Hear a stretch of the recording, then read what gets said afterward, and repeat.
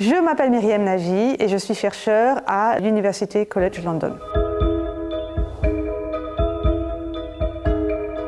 Cette pièce est un harnif, c'est-à-dire une cape avec une petite capuche et un motif rouge caractéristique qu'on retrouve dans presque tous les autres harnifs. Il est soit rouge, soit orange, soit jaune. Et c'est donc un vêtement qui était porté par les hommes autrefois au Maroc, musulmans ou juifs, et les hommes adultes ou les enfants. Et en l'occurrence, on a ici une pièce qui a été portée par un garçon. Donc le harnif était fabriqué par les femmes pour les hommes de leur famille. Parfois, il est possible en effet que les harnifs aient aussi été fabriqués, c'était des commandes, mais ils étaient fabriqués donc pour protéger les hommes de leur famille des intempéries, du temps. Le Sirois, qui est une région au sud du Maroc, plutôt dans l'anti-Atlas, mais entre le Haut-Atlas et l'anti-Atlas. Cette région-là est une région montagneuse, il fait très très froid en hiver et il pleut aussi, donc c'était quand même à la base un vêtement de protection contre les intempéries. Par ailleurs, il semblerait qu'il y avait aussi une fonction symbolique. Dans la littérature, on trouve beaucoup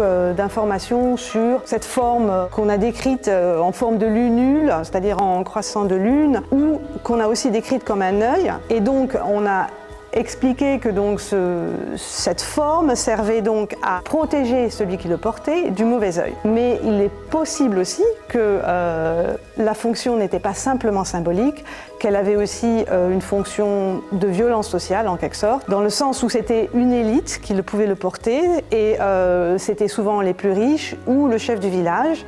Et donc dans ce cas-là, c'était l'apparence qui comptait et donc c'était un objet de prestige. Ce qui fait la spécificité donc, du harnif, c'est la manière dont il est fabriqué. Il est fabriqué d'un seul tenant, en commençant par la capuche. Pour entrer dans le détail, la capuche est d'abord tissée donc sur sa chaîne en premier lieu. Une fois que la capuche a été terminée, on ajoute donc ce qu'on appelle les ailes, qui sont elles-mêmes donc tissées sur deux autres chaînes. Et progressivement, on fait monter donc le harnif. On arrive à un certain niveau où on fait une sorte de creux dans le noir du harnif. Une fois qu'on a fini ce creux, on commence le rouge, qui est donc cette partie ici très très caractéristique du harnif, qui est décorée donc en motifs brochés. Tout en bas là, on peut voir encore les franges qui sont en fait la chaîne, puisque quand le harnif est fabriqué, on le fabrique donc en commençant par la capuche, et en fait les ailes sont ainsi, et tout en haut, on a la chaîne qui est tendue. Donc quand on coupe le harnif, on a en fait les fils de chaîne qui se retrouvent là et qui ensuite sont retravaillés et à partir desquels on fait de très très jolies franges.